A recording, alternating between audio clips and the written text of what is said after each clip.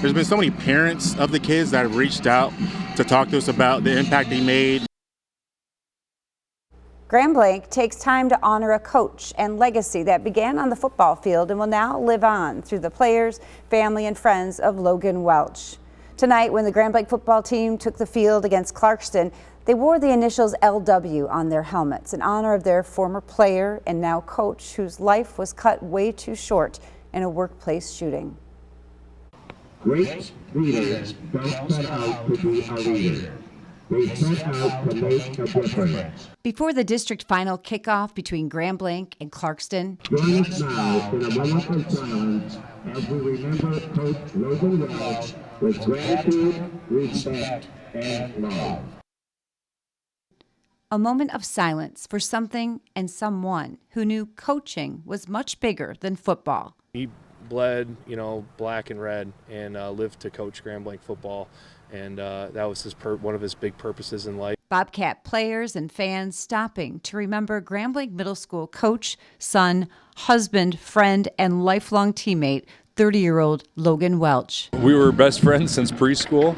His dad was our coach all through with baseball, basketball, football. His dad described us what a foxhole brother is when we were probably 10 years old. And anybody in this world that, if you were to, everything's going crazy, whether that's sports or personal life, you got one guy that you go to that's going to have your back. That was Logan. A brotherhood that began with sports ended suddenly Wednesday morning when Welch was shot during an active shooter incident at his workplace, Trims Unlimited in Almont. We didn't see it coming. Daniel Davis grew up playing sports with Logan and would go on to play football for Toledo, but said he never met a more competitive athlete. It's one of my best friends. We've been really good friends since 6th grade.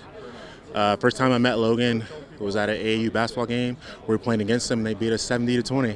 And as we're walking off the court, he asked, "Hey, you want to come play on our team?" And that was the start of a relationship. That's how many of Logan's relationships started. Teammates that would turn into lifelong bonds. There's no closer knit circle community than his family, his friends, everybody that's had a chance to talk with him. He's impacted their life. Logan grew up wearing black and red. Football may have been his first love, but he'd meet someone who trumped the game. He asked his high school sweetheart Hannah to homecoming on a football. They would grow up together, get married, and he'd return to Blanc to give back to the sport and school he loved. Just a guy that really a lot of our kids looked up to at a lower level. He was about the wins and losses, but he knew the real thing was about pouring into the kids, into the community, and I don't know anybody that did it better than him.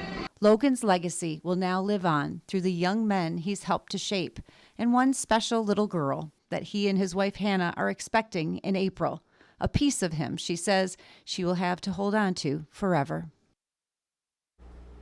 A GoFundMe page has now been set up to help benefit Welch's widow, Hannah, and has already raised over $132,000. If you would like to donate, you can find the link right on our website, abc12.com.